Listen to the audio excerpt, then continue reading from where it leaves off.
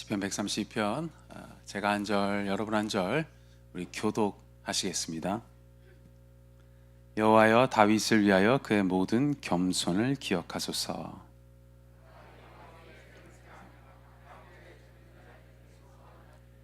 내가 내 장막집에 들어가지 아니하며 내 침상에 오르지 아니하고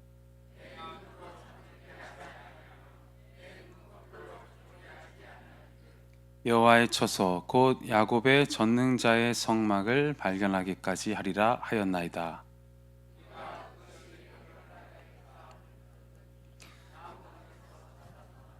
우리가 그의 계신 곳으로 들어가서 그의 발등상 앞에서 엎드려 예배하리로다.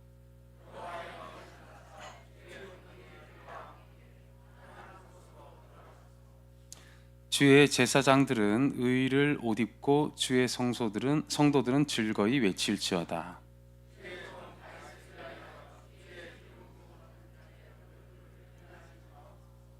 여호와께서 다윗에게 성실히 맹세하셨으니 변하지 아니하실지라.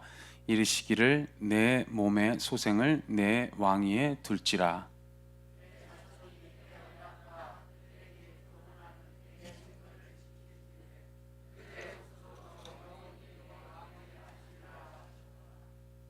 여호와께서 시온을 택하시고 자기 거처를 삼고자 하여 이르시기를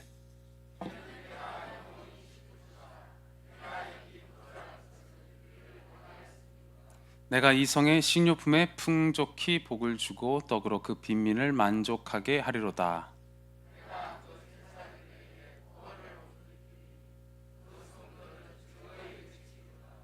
내가 거기서 다윗에게 뿔이 나게 할 것이라. 내가 내 기름 부음 받은 자를 위하여 등을 준비하였도다.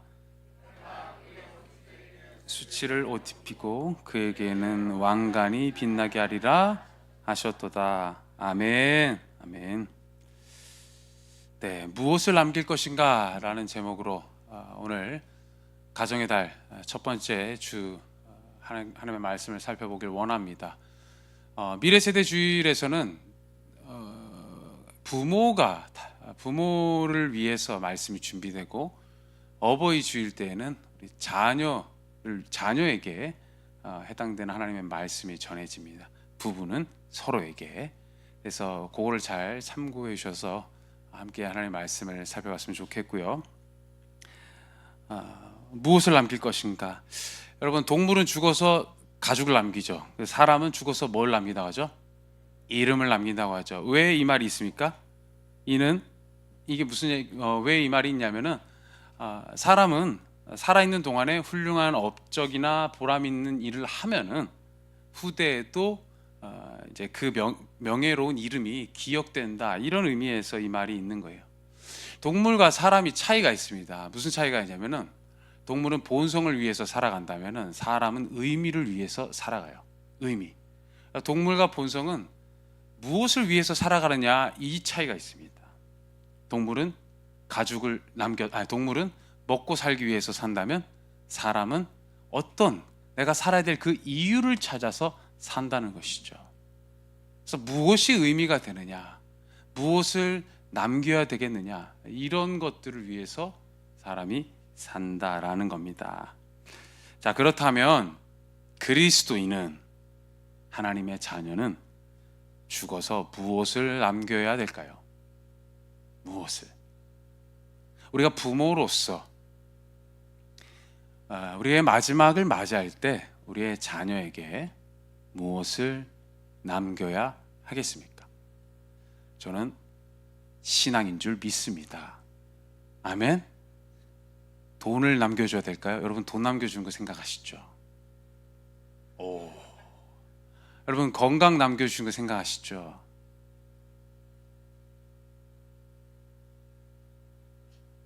최대한 여러분, 이런 거, 내 자녀가 조금이라도 있어서 사는데 힘이 좀 덜 들 수 있도록 뭐든지 다 남겨주고 싶으시죠? 그죠? 근데 여러분, 결국 남아있는 것은, 그 자녀에게 남아있는 것은 돈도 아니고 건강도 아니고 하나님이신 줄 믿습니다. 하나님만 유일하고 풀은 마르고 꽃은 시들어도 하나님만 영원한 줄 믿습니다.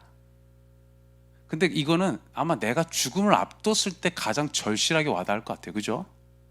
갑자기 나의 삶에 죽음이 임박하게 닥쳐올 때 그때야 정신 드는 것 같아요. 사람은 뭐가 인생에서 가장 중요한지. 존 메가더 목사님이 그의 아들에게 죽을 때 남긴 말이 있습니다.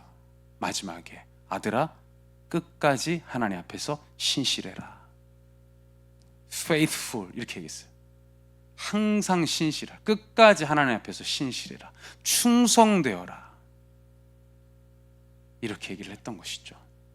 그게 그의 삶의 마지막 메시지였습니다. 뭐겠습니까? 그의 아들에게도 너에게 내가 전달해 줄 수 있는 것은 딱 하나다. 하나님. 그분을 믿는 신앙. 그분만을 원하는 신앙. 저는 우리도 우리의 자녀에게 마지막에 뭐를 남겨줘야 될까라고 말을 할 때에 바로 이와 같이 나의 자녀여 하나님 앞에서 신실하라. 나의 자녀여 하나님을 사랑하라. 나의 자녀여 하나님과 가까이 있기를 주저하지 말라. 그것이 너의 삶에 유일하게 남는 것이다라고 말해줄 수 있는 은혜가 있기를 주님의 이름으로 축원합니다. 아멘. 오늘 이 신앙이라고 한다면 이 본문에서 여러 가지가 있어요. 이 신앙이라고 한다면 뭐 믿음도 될 것이고 어떤 생활도 될 것입니다. 근데 이 132편에서 나누고자 하는 핵심은 이거예요. 따라해볼까요? 하나님을 갈망하는 것. 하나님을 갈망하는 것. 네, 신앙을 남겨줘야 됩니다라고 할 때 뭐를 여러분 떠올리시면 되냐면 하나님을 갈망하는 것. 여러분 나의 유일한 갈망은 하나님이 되시기를 주님의 이름으로 축원합니다. 아멘. 우리의 자녀가 하나님과 동행하고 하나님 편에서 인생을 바라볼 수 있도록 하나님을 간절히 원하는 그 신앙을 말해요. 오늘 본문 성전에 오르는 순례자가 부르는 노래입니다. 성전에 오르는 순례자. 이게 뭐냐면 다윗 이후에 그 후대 예배 공동체가 성전에 올라가면서 하나님께 호소하는 기도문이에요. 이들이 이렇게 기도했던 이유가 뭐냐면은 하나님께서 다윗에게 부어주셨던 은혜를 자신에게도 이어주기를 원했기 때문입니다. 그 간구의 핵심은 1절에 나와 있어요. 우리 1절 한번 읽어보겠습니다. 시작. 여호와여 다윗을 위하여 그의 모든 겸손을 기억하소서. 그들은 다윗의 겸손을 기억해달라고 말해요. 이 겸손이 험블 이런 뜻인 줄 알았는데 히브리어를 찾아보니까 그건 아니었어요. 히브리어는 아나 이렇게 표현을 하는데 이건 뭐냐면 압박, 눌림 이런 뜻입니다. 이게 뭐냐면 이들은 뭐라고 지금 간구하고 있냐면 하나님 다윗이 받은 어떤 압박, 어떤 눌림을 기억해 주세요라고 말하는 거예요. 그럼 어떤 눌림인가? 그건 뭐냐면 그가 이 본문을 통해서 우리가 확인하게 되는 것은 뭐냐면 그가 하나님만을 간절히 원하는 그 절박함, 하나님만을 간절히 구하는 그 절실함이라는 겁니다. 다윗의 후손들이 본받고자 하는 것은 무엇인가? 그것은 하나님이 함께 하시는 것을 인생의 전부로 여긴 다윗의 신앙이에요. 3절에서 5절 이들은 이렇게 이 내용을 되뇌입니다. 3절에서 5절 우리 한번 읽어볼까요? 시작. 내가 내 장막 집에 들어가지 아니하며 내 침상에 오르지 아니하고 내 눈으로 잠들게 하지 아니하며 내 눈꺼풀로 졸게 하지 아니하기를 여호와의 처소 곧 야곱의 전능자의 성막을 발견하기까지 하리라 하였나이다. 이 후대들은요 지금 이 다윗의 이 심정, 다윗이 하나님 앞에 표현했던 기도들을 그대로 읊고 있습니다. 그건 뭐냐 하면 다윗이 성막을 발견하기까지 집에 가지도 잠을 자지도 않겠다고 하는 거예요. 후대들은 뭐를 지금 주목하고 있냐면 다윗이 그 성막을 발견하기까지 나는 집에도 가지 않겠습니다, 나는 잠도 자지 않겠습니다 라는 그런 그 절실함을 지금 주목하고 있는 거예요. 성막이란 건 뭐냐 하면 히브리어로 미시칸 이렇게 얘기합니다. 이게 무슨 뜻이냐면 거주지, 거처, 임재의 자리를 말해요. 그러니까 하나님의 임재를 말하는 게 바로 이 성막입니다. 곧 뭐냐면 이건 세 번역에 번역되어져 있는데 세 번역에서는 이 부분을 어떻게 번역하냐면 언약궤로 번역하고 있어요. 언약궤. 그래서 이 후손들은 지금 뭐냐면 언약궤를 잃어버린 상황에서 이 선친 다윗이 보인 그 신앙에, 언약궤를 간절히 찾고자 하는 그 절실한 신앙에 지금 주목하고 있는 겁니다. 자, 그렇다면 다윗이 지금 겪고 있는 그 당시에 이런 고백을 할 수밖에 없는 그 상황이 어떤 상황인지를 우리가 좀 봤으면 좋겠는데요.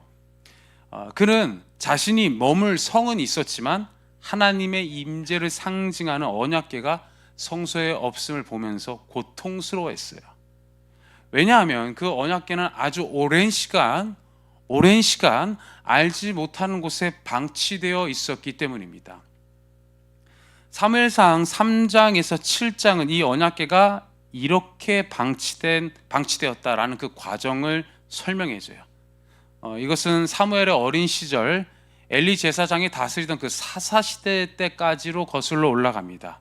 이 시대는 매우 영적으로 어두운 시절이었어요. 마치 하나님을 부적처럼 믿는 시대였습니다. 어떤 시대였다고요? 하나님을 부적처럼 믿는 시대. 이때 이스라엘은 어떻게 하냐면 이때 이스라엘이 이 부적처럼 믿고 있는 이스라엘이 지금 이제 이 블레셋과 전투를 치르고 있는 상황이에요. 그런데 그 전투에서 이스라엘이 밀립니다. 이 밀린 이유가 그들은 하나님의 언약궤가 우리에게 지금 부재하고 있기 때문에 졌다고 생각했어요. 그래서 언약궤만 가져오면, 언약궤가 있으면 승리할 것이라고 생각합니다. 그래서 언약궤를 가져와요. 이 결과가 어떻게 되는지 아십니까? 블레셋이 이겼을까요? 이스라엘이 이겼을까요? 블레셋이 이겼어요. 블레셋이. 이스라엘이 패배합니다. 그리고 언약궤는 블레셋에게 빼앗겨요. 참 놀랍죠? 하나님의 임재를 상징하는 이 언약궤가 전쟁 중에 이방 민족에게 빼앗기는 겁니다. 그것도 심지어 이스라엘에게서 이방 민족에게. 블레셋은 이 언약궤를 전리품으로 챙깁니다. 그리고 자신들이 섬기는 신 다곤 옆에다 둬요. 근데 무슨 일이 일어나냐면 다곤의 그 목이 계속 날아갑니다. 팔이 막 잘리고 몇 번을 다시 복귀를 해도 목이 날아갑니다. 뿐만 아니라 이 블레셋 사람들이 이 언약궤가 옴으로 인해서 악성 종양에 시달려요. 그러니까 이 사람들이 시달림에 질려서 다시 이 언약궤를 이스라엘의 베세메스라는 지역으로 보냅니다. 베세메스는 블레셋하고 이스라엘 딱 그 지역의 경계에 있어요. 이 경계에 있다는 건 뭐냐면 아직 이스라엘 사람들 중에 이스라엘 사람들 대부분이 이방인적인 생각을 하고 있는 것이고 여전히 사사시대적인 생각을 하고 있음을 의미하고 있습니다. 그 경계선에서 이제 언약궤가 도착하자마자 사람들이 좋아해요. 근데 왜 좋아하냐면 이들도 여전히 하나님을 부적처럼 믿고 있었던 것이죠. 부적이 와서 우리 집이 좋아질 것이다 이렇게 생각한 거예요. 그래서 그걸 받아들였는데 하나님 어떻게 하시냐면 사무엘상 7장 19절에 그들 중 수만 명을 죽입니다. 5만하고 몇천 명 이렇게 써 있긴 한데 그거는 학자들이 말하기를 대략 한 만 몇천 명 정도 된다고 얘기를 합니다. 그렇게 또 수만 명이 그렇게 또 사람들이 죽어 나가니까 이 베스메스의 사람들이 좀 더 이스라엘 중심부에 위치한 기럇 여아림이라는 지역으로 이동을 시켜요. 그 언약궤가 이제 기럇 여아림에 이제 와 있는 겁니다. 여기 와서 몇 년 동안이냐면 20년 동안 방치가 돼요. 근데 20년 동안 방치되는 걸로 끝나지가 않습니다. 사울이 통치했던, 사사시대가 끝나고 사울이 통치했던 그 40년 동안에도 어떻게 되냐면 이 언약궤는 기럇 여아림에 그대로 방치되어 있어요. 자, 그럼 합계 몇 년이죠? 20 더하기 40, 60년. 60년의 시간이 지금 어떻게 되냐면은 하나님의 언약궤가 방치되어져 있는 거예요. 사람들은 그 하나님의 임재를 상징하는 그 언약궤가 어디에 있든지 말든지 신경 안 쓰는 거예요. 사울 역시도 마찬가지였어요. 그 역시도 여러분 필요하면 하나님을 찾는 사람이었지 하나님 자체를 원하는 사람은 아니었습니다. 필요할 때면 하나님을 찾는 사람. 그렇게 무려 60년 동안 방치되었던 것이죠. 다윗은 이와 같이 하나님의 언약궤가 방치되어 있는 것을 보고 고통스러워했습니다. 고통스러워요. 그 고통이 얼마나 컸는지 오늘 본문의 기록처럼 그는 이 언약궤를 찾기 전까지는 집에 가지도 잠을 자지도 않겠다라고 말하는 거예요. 여기서 우리는 이 언약궤에 대한 세 종류의 태도를 볼 수 있습니다. 세 종류의 태도. 첫 번째, 블레셋의 태도입니다. 블레셋은 언약궤를 전리품으로 여겨요. 전리품. 전리품은 뭐냐면 승리자가 자신의 승리의 영광을 드러내기 위한 도구입니다. 뭐냐면 나를 드러낼 도구로 이제 하나님을 사용하는 것이죠. 나를 드러낼 도구. 나를 드러낼 도구. 그 결과는 뭐였습니까? 하나님이 박살을 내십니다. 두 번째는 이스라엘입니다. 이스라엘은 뭐냐면 자신의 필요를 따라서 하나님을 이용하려고 하는 사람이에요. 자신의 필요를 따라서 하나님을 이용하려고 해. 근데 여러분, 이게 왜 이런 얘기를 제가 드리냐면은 여호수아서를 보면은 우리가 여호수아서 지금 나누고 있지 않습니까? 전쟁의 주체자는 누구실까요? 바로 다 아시겠죠? 전쟁은 누가 주도하시는 겁니까? 하나님. 그래서 사람들은 어떻게 했냐면은 여호수아 같은 경우입니다. 여호수아는 주님께 여쭙고 그냥 순종한 게 다예요. 본인이 저기가 쳐야 되는 게 이제 적합합니다. 그래서 본인이 가서 막 싸우고 이게 아닙니다. 그렇게 했다가 아이성한테 어떻게 했습니까?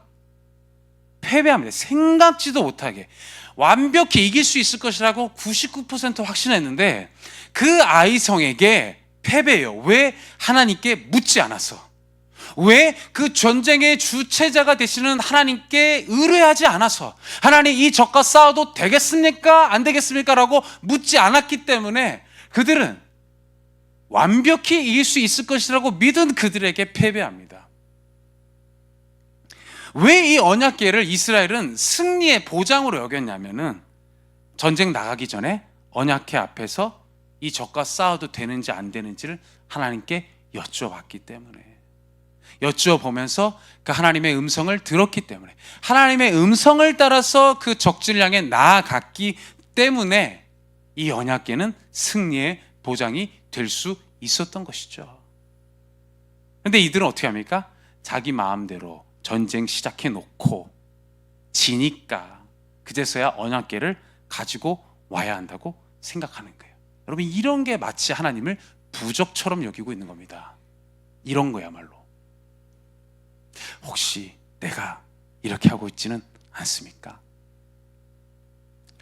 이미 내가 싸울 것도 결정하고 누구랑 해야 될지도 결정하고 전략도 내가 다 짜고 하다 안 되니까 하나님을 해결 도구로 여기는 거예요. 하나님을 해결 도구로. 그분이 전쟁의 주체자가 되시고 내 삶의 주님으로서 역사하시는 것이 아니고 어떻게 하냐면 하나님을 해결 도구로 여기는 겁니다. 내가 필요한 것을 내가 다 결정해 놓고 그 다음에 그것을 위해 하나님을 도구로 삼는 것. 이게 바로 이스라엘의 모습이었던 것이죠. 이것의 결과가 무엇이었습니까? 언약궤를 빼앗기는 거였어요. 적한테 언약궤를 빼앗기는 것. 이러한 태도로 사는 사람에게 하나님이 함께 하시지 않는다라는 겁니다. 뜨겁게 주님을 찾을 수 있습니다. 이 자리에서 우리도 뜨겁게 하나님 이게 해결돼야 됩니다. 뜨겁게 기도하고 부르짖을 수 있습니다. 우리도.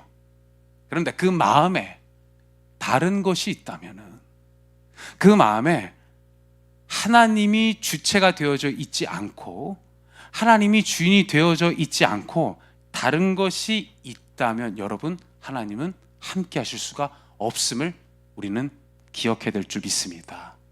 아멘. 아멘. 그분이 주인이 되셔야 될 줄 믿습니다. 하나님은 주인이에요. 주인입니다. 여러분, 이 주인이라는 이 말이 어떻게 들리십니까? 속에 막 얹히지 않습니까? 그게 우리 죄거든요. 속에 막 불편함이 막 몰려오지 않습니까? 특히 내가 해야 되는 스케줄에 하나님이 주인이라는 영역으로 들어올 때 견디기 힘들어요. 근데 여러분 기억해 주십시오.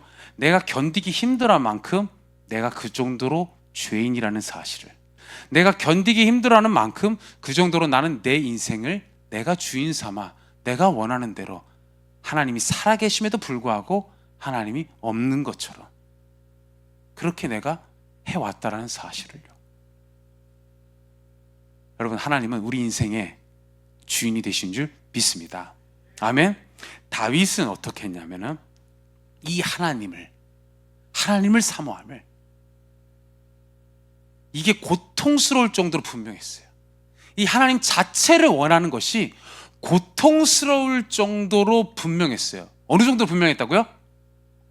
고통스러울 정도로. 그는 언약궤를 찾기 위해서 샅샅이 뒤지는 사람이었고, 이걸 찾기 전에는 집에 가지도 않겠다고 말합니다. 잠을 자지 않겠다고 말합니다. 그 정도로 하나님이 나와 함께 계시기를 원했다라는 거예요. 하나님이 나와 함께 계시기 전까지, 하나님을 내가 만나기 전까지는 나는 집에도 들어가지 않겠고 잠도 안 잘래요. 주님만을 원합니다.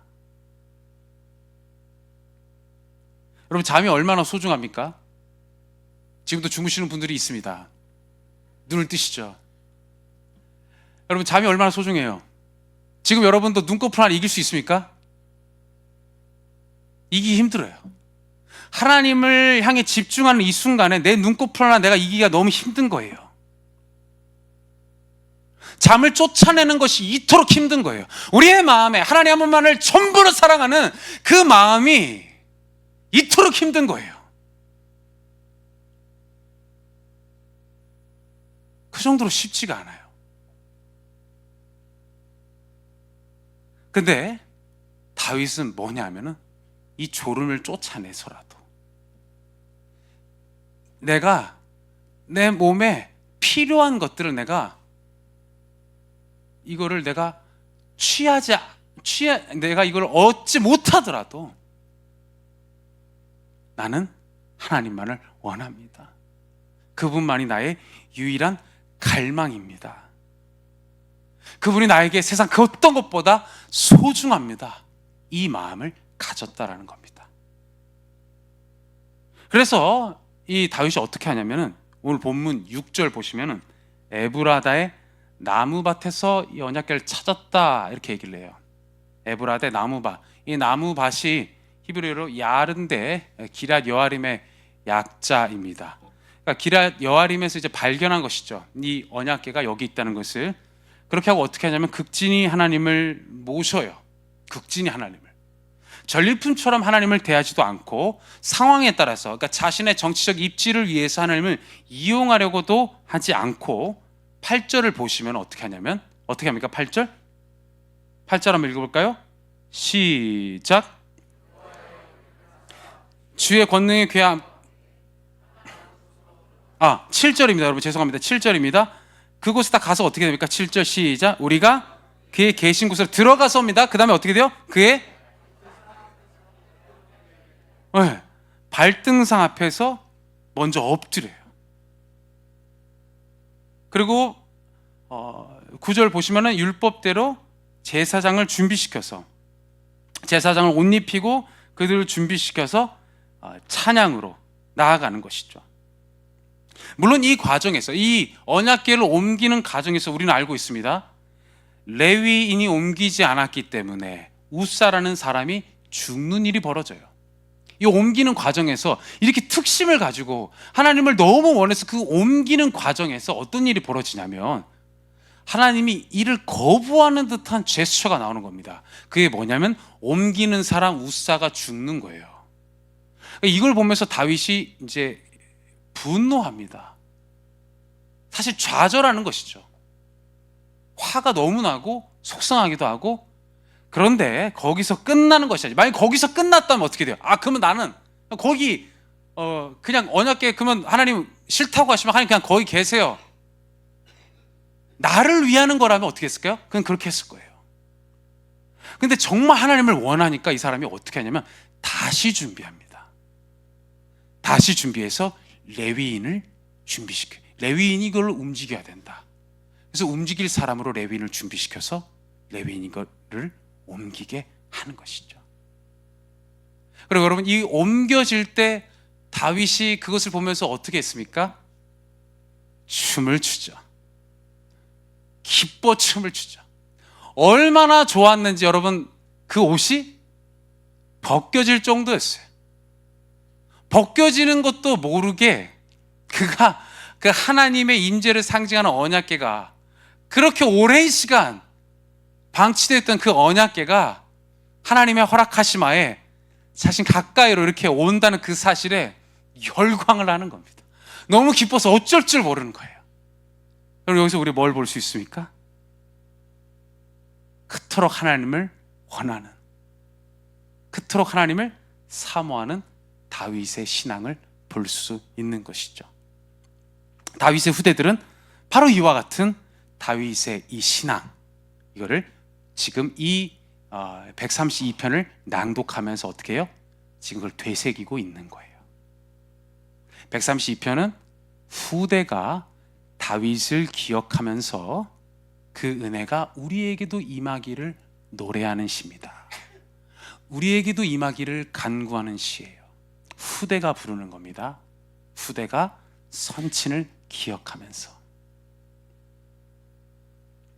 다윗의 신앙을 쫓아서 다윗이 사모했던 것처럼 하나님을 우리도 만나길 원합니다. 이렇게 이들이 지금 간구하고 있는 것이고 우리의 간구가 되어야 될 줄로 믿습니다. 아멘. 그래서 10절 보시면 이렇게 고백을 하죠. 10절 한번 읽겠습니다. 10절 시작. 얼굴을 외면하지 마옵소서. 한 번 더 읽어볼까요? 시작. 주의 종 누구를 위하여서? 다윗을 위하여서 주의 기름 부음 받은 자의 얼굴을 외면하지 마옵소서. 하나님, 우리의 선친 다윗을 기억하셔서 다윗을 위해서 하나님 그 후대인 우리도 우리의 얼굴을 외면하지 말아주세요. 그러면서 11절에 다윗에게 하신 하나님의 맹세를 되새깁니다. 다윗에게 하신 하나님의 맹세가 뭐였지? 그걸 되새겨요. 11절부터. 그러니까 이거를 왜 되새기냐면 다윗의 신앙을 쫓는 후대에게도 하나님의 이와 같은 은혜가 변하지 않을 것임을 확신하고 있기 때문입니다. 그 맹세는 첫 번째로 11절 하반절에 내 몸의 소생을 내 왕위에 둘지니라 이렇게 얘기합니다. 다윗의 자녀, 다윗의 후손들이 다윗의 왕위를 이을 것이다 라고 하나님이 맹세하신 것이죠.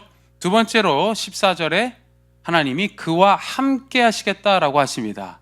하나님을 원하는 그의 마음에 영원히 임재하실 처소로 삼으시겠다라는 거예요. 세 번째로 15절에 식료품을 풍성히 주시고 떡으로 빈민을 만족하게 하시겠다 이렇게 얘기합니다. 다윗이 사는 예루살렘을 풍성하게 하시겠다. 다윗이 사는 이스라엘을 풍성하게 하시겠다 이런 뜻입니다. 네 번째로 하나님이 맹세하신 다윗을 향한 축복은 뭐냐? 다윗에게 뿔이 나게 할 것이다. 뿔이라는 건 뭐냐면 강함을 의미합니다. 강함. 네, 강함. 그러니까 뭐냐면 다윗을 그와 같이 강하게 만들겠다 하시는 것이죠. 그다음에 다섯 번째로는 또 17절에 등을 준비하시겠다고 얘기해요. 등은 앞길을 비추는 역할입니다. 다윗 그리고 그와 함께 그의 길을 쫓아가는 모든 이들의 길을 인도하시겠다라는 것이죠. 여섯 번째로 18절에 그의 원수에게는 수치를 옷 입히고 그에게는 왕관이 빛나게 하시겠다라고 하셨어요. 하나님이 다윗의 왕위를 보존하시겠다라는 것이죠. 자, 근데 이 모든 것은 다 뭘 말하냐? 다윗의 후대들은 다윗에게 이와 같이 풍성히 역사하신 바로 그 하나님이 나의 하나님 되십니다. 이렇게 믿음으로 고백하는 거예요. 사랑하는 여러분, 오늘 우리도 이 믿음 위에 서 있기를 주님의 이름으로 축원합니다. 아멘. 하나님만을 간절히 사모하는 마음, 나의 유일한 갈망 여호와, 그 신앙 위에 서 있는 사람이 하나님은 나의 하나님입니다, 이 고백할 수 있는 것이죠. 할렐루야. 아멘. 자, 그렇다면 이제 우리 자신에게 한번 질문을 던져봤으면 좋겠어요. 우리 자신에게, 나는 오늘 이 미래세대 주일을 맞이하여서 자녀에게 무엇을 남겨주고자 합니까? 나는 내 자녀들이 나를 기억할 때 나를 무엇으로 기억할까요?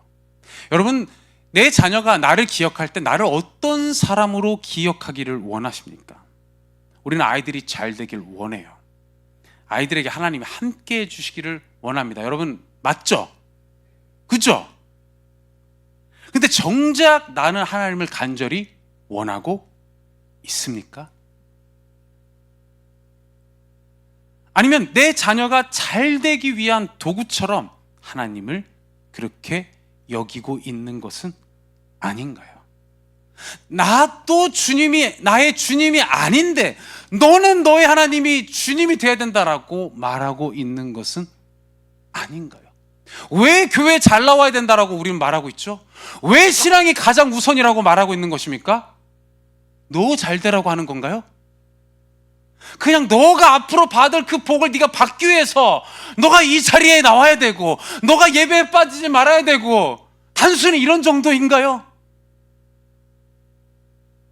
단순히 그런 정도의 신앙인가요?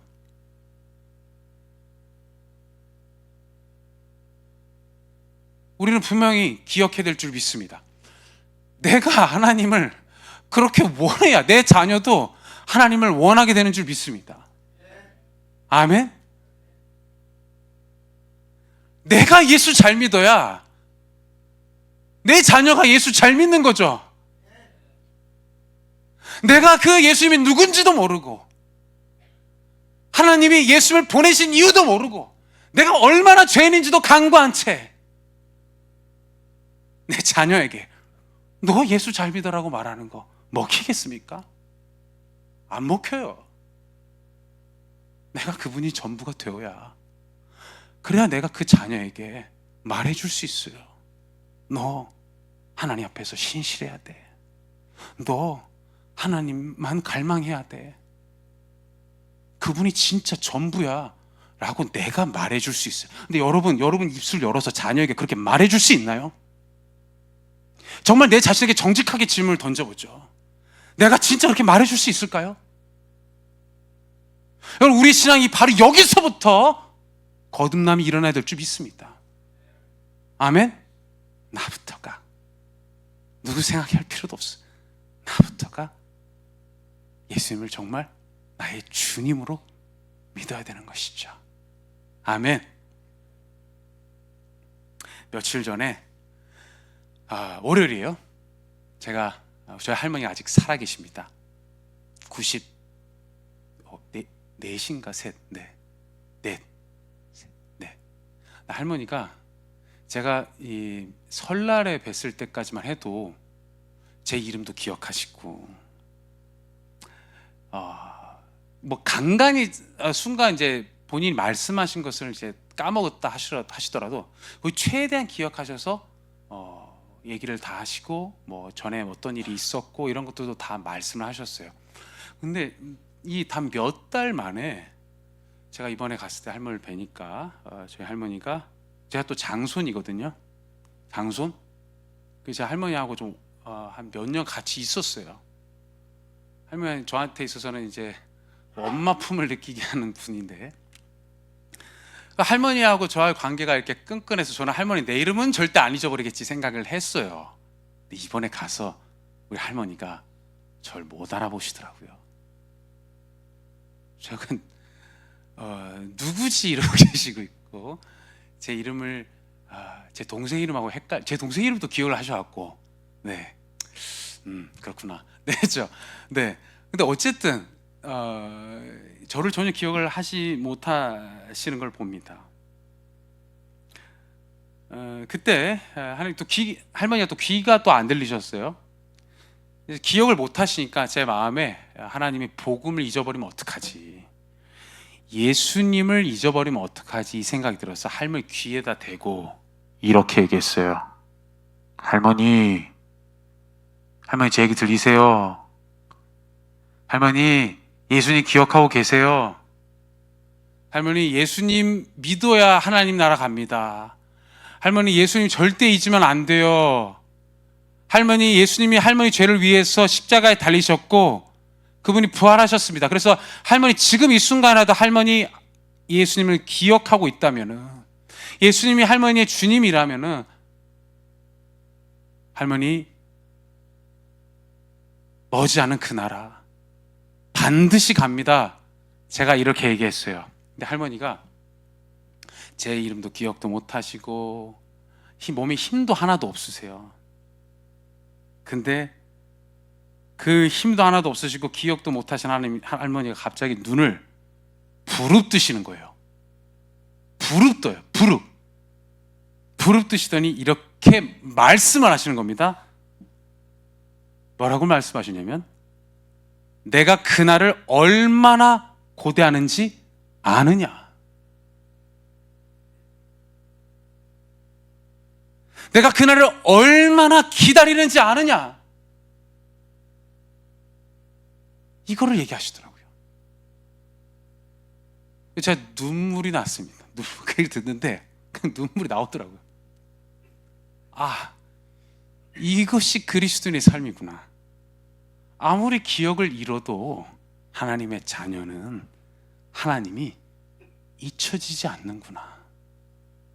아무리 몸이 약해져도 하나님을 만나고자 하는 마음은 약해지지 않는구나. 이것이 제 눈에 분명히 보여지게 된 거예요. 저는 할머니가 온 힘을 다해서 하나님을 붙드는 이 모습을 보면서 제 인생에 가장 중요한 가치를 확신하게 됩니다. 나도 마지막에 내 후손에게 이렇게 남겨줘야지. 나도 이렇게 살아야지. 여러분, 자녀는 그 부모의 등을 보고 걷는다고 하죠. 부모의 등을 보고. 부모가 걷는 길을 따라서 자녀도 따라 걷는다라고 말합니다. 그렇다면 여러분, 나는 자녀에게 무엇을 남기는 사람이 되어야 할까요? 나는 자녀에게 내 마지막 순간에 내 후손을 앞에 두고 나는 무엇을 남길 수 있는 사람이어야 할까요? 여러분, 나도 내가 그날을 얼마나 고대하는지 아느냐, 내가 하나님을 만나기를 얼마나 원하는지 아느냐, 내가 그날을 위하여서 지금 이렇게 힘겹게 싸우고 있는 것을 너가 아느냐. 너도 그와 같이 살아야 된다. 이와 같은 다윗의 신앙을 물려줘야 될 줄로 믿습니다. 아멘. 여러분, 우리 자녀에게 이렇게 말해줘야 돼요. 너 하나님 사랑해야 돼. 진짜 하나님만 사랑해야 돼. 너 진짜 하나님만이 너의 유일한 갈망이 되어야 돼. 이거를 내 입으로, 여러분, 내 삶으로 정말 말해주고 증거해야 됩니다. 이 축복이 우리 광선지체 모든 부모 세대에게 임하는 은혜가 있기를 주님의 이름으로 축원합니다. 기도하겠습니다.